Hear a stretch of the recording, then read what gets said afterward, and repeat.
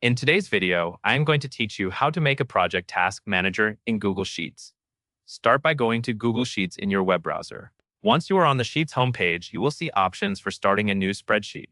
To save time and use a layout that is already designed for tracking work, look near the top of the page for Template Gallery and click it.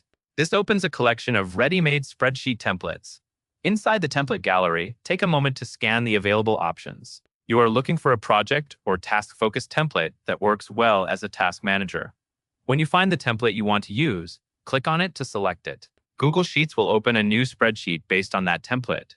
This gives you a structured starting point with columns and sections that are meant for organizing tasks. Now you will click through the highlighted areas shown in the sheet. Each highlight is pointing you to a specific part of the task manager that needs your attention. As you click each highlighted spot, focus on what that area represents in the template, such as task details, ownership, dates, or status tracking. The goal here is to move through the template's key fields so you understand where information belongs.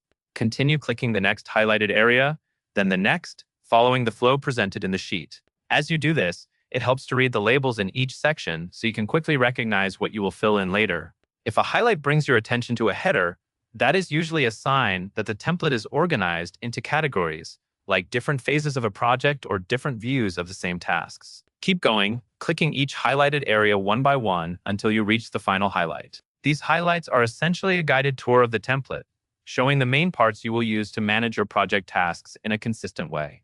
Move steadily and do not skip around, so the structure makes sense as you go. Once you have clicked through all the highlighted sections, you will have the Project Task Manager template open and understood, and you will be ready to start using it for your own work. That covers everything you need to know.